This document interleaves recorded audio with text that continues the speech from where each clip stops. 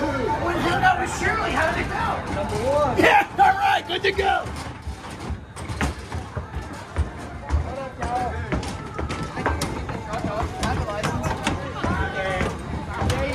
Thank you.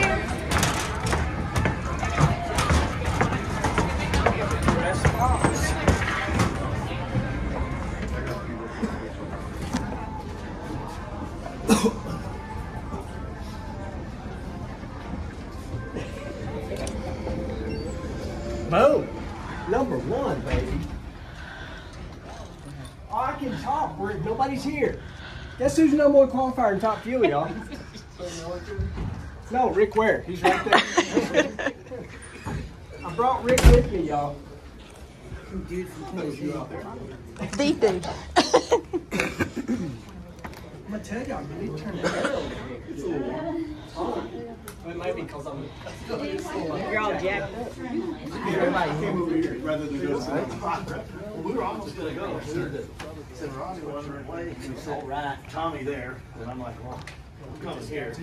It's on track. Get up there for the Inquisition. Inquisition. Yeah, I'm glad it did. Yeah, we're gonna come in your pit. Adjust your thermostat.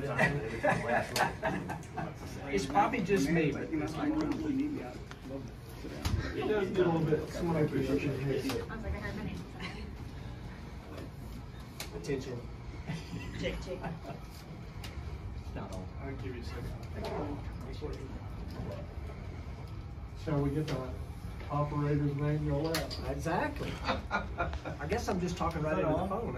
It don't feel like it. I don't see no button either. We're getting levels in the box. Our levels, but it doesn't look like they're matching his Are they not? voice now. Testing. Testing. I see you over there, Nikki. Like if I do that, I can't see. If I do this, I do this. Sing us a song while we wait. No, he can't sing. Now, Greg, it's gonna be different living out here. Don't let your uncle or your cousin. It's Friday. You ain't got no job. I You do can't got say the a rest. job. You can't say the rest. Yeah. That sounds fine. Only At least songs you I know didn't the get words fired to on are all your day got off. bad words in them. That's right, Clay. Testing. There we go. Oh, yes. There we Cook go. it with grease.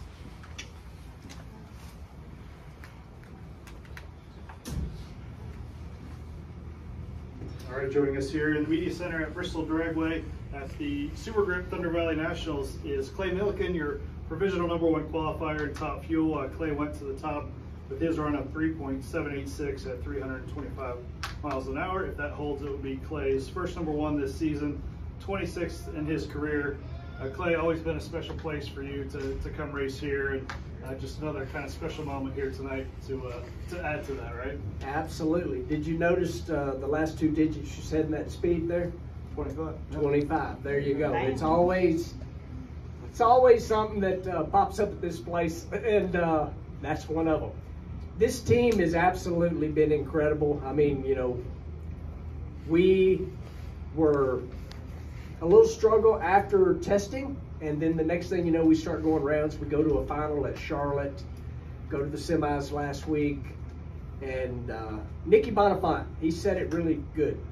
We're going to win, and I like that. We're going to win. It's going to happen, and I got to tell y'all, I'm excited to do this for a lot of reasons. Obviously, when you qualify #1 with the monsters that we're racing against these days, you've accomplished something. But I'm really proud because this is the first time, even this is provisional, first time I've qualified #1 with this guy present. And I'm pointing over here to Mr. Rick Ware. And we are here because this guy loves drag racing.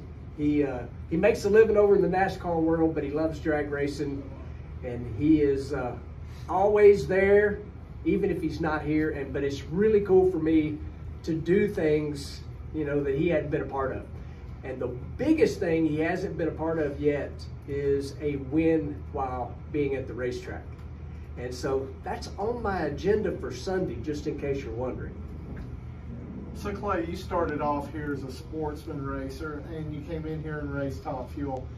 How intimidating was this place to you when you started, and was it still intimidating as you got older in this? I think Bobby just called me old, and I am. I said older. You're older. older, so you're not old. So I actually raced here when there was a dog leg, not in a Top Fuel car, but I do remember in my my little modified eliminator dragster, when you would make it through the dog leg in the shutdown area, you would make your 25-point turn to get around the corner. So the amount of change after Bruce Smith decided to do what he's done here is incredible. But when I got here, so Tracy and Lee are here, my sisters, you know, they're my #1 cheering section. Yeah. Well, Lee had never been here before, so we did the tour yesterday. This place is beautiful, it's incredible. And I mean, I even took them down to the creek, right over here where the sportsman guys are parked, because I parked there and my 2 boys played in that creek. And this was a long time ago. So it's just been a special place, you know. I'm proud to call it my home track, even though it's actually 500 miles from my house. This is my home state, and I am born and bred Tennessee boy. You know, I've had the opportunity to go to a lot of places. Like right now, Rick would love to have me in Mooresville, but he knows not to ask because I'm a Tennessee boy. Like, I'm so proud of this entire facility and place, and I just believe in what happens here. They have one of the greatest foot brake races on the planet at this facility. And I think that's awesome, to take a facility like this and give sportsman guys an opportunity to race for gigantic money is incredible. And so this is a beautiful facility that is not just here for the pros. And I'm still a sportsman guy at heart, I'm a Tennessee guy at heart, and I'm proud of this place, proud of it. Let me rephrase that. Was it intimidating at first, and when did the intimidation wear off? In a Top Fuel car, it ain't wore off yet. It's still intimidating. I still get wound up. Obviously, I'm up here running on adrenaline right now. You know, it's. I think when that goes away is when it's time to put your helmet up, because I still get nervous. The story on that, though, the real story is first qualifying runs, the butterflies are in there hot and heavy. And then they kind of go away and they'll come back again big time before first round. But I still get wound up and nervous, and it's what drives me. That opportunity to do, from the time I put my helmet on till I get back to that pit area and see the people that work on this car, that is what drives me. You know, it's a crazy way to make a living, but I don't know of anything else that I would ever wanted to have done. But it still comes down to being that kid that wanted to drive a Top Fuel car so bad, just never realized it'd be 26 years of doing it. No. So, Clay, the best way I can describe how your performances have been in the last few years is kind of like those mountains up at the top end of the racetrack. Yep. It's always been up and down, hot, and it's not.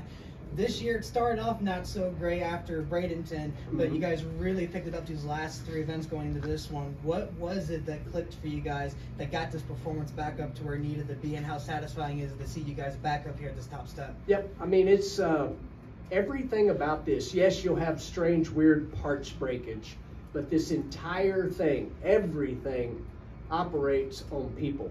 And you know, when your people are on it, you'll be sitting in this chair right here, #1 qualifier. You know, and it doesn't matter if it's me making a mistake or one bolt that somebody missed. Those are the things that'll keep you from, you know, going rounds and that sort of thing. Now, yes, you can get into tune-up problems, but a tune-up problem actually goes back to people. And I love Jimmo and Nikki, and I'm not saying anything bad. There are plenty of races that I've cost us. So at the end of the day, you know, people are definitely the most valuable asset you have. No matter how many blocks and superchargers Rick buys for us, it's the people that put it all together that is what makes these things go fast, and it's also what makes this sport so special. It's not just the people working on the car, but those people in the grandstands and the people that listen to me ramble on like I am right now.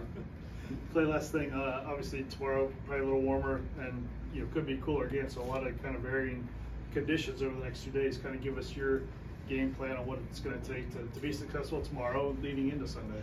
So I will hate that I said this tomorrow when I'm sitting in my fire suit in the sun, but I hope it's 95 degrees tomorrow. I won't be mad about that. You know, I would love to stay the #1 qualifier right here at Bristol. That would be awesome. And when it comes to race day, last year I would have told you, you know, I wanted it hot on race day, but I think we've now got a car, it doesn't matter. And that's been Rick, again, back, you know, making sure we got the parts, and also bringing Nikki Bonifant along. There's no question Jimmo knows how to do it. We won 3 races last year, but bringing Nikki Bonifant in for this team has brought a level of ET, whether it's hot or cold, because what we have now is a unbelievable engine guy in Jimmo and a pretty good clutch guy. Well, when you bring in somebody with the last name Bonifant, it pretty much is self-explanatory. You've got a clutch guy. So they are a magical combination. And yes, last year I was like, oh, please be hot on race day, because I knew we had a shot at it. Now I really don't care. But I do hope it's hot tomorrow so we stay number one and I ain't got to worry about that. Clay, one last question. Did you know that this Friday night run was the most crucial for somebody that wanted to go to number one? That had to be the session. 100%. You know, I'm constantly always YouTubing, and you'll be able to go on there and catch it. And I said that this run will determine your qualifying position. And I mean, you know, yes, we could catch some crazy weather tomorrow and people can improve, but typically when we have a night run, it pretty much sets the top part of the field. You know, you can have a lot of movement in the bottom, but Friday night runs, I call them the home run session, and if you don't hit a home run, chances are you're not going to be in the top 4, 5, 6, that's for sure. Thanks a lot, Clay. Thank y'all. Good luck Sorry to I you. rambled so much, but You're good. this is fun. Thank you, sir. Thank y'all.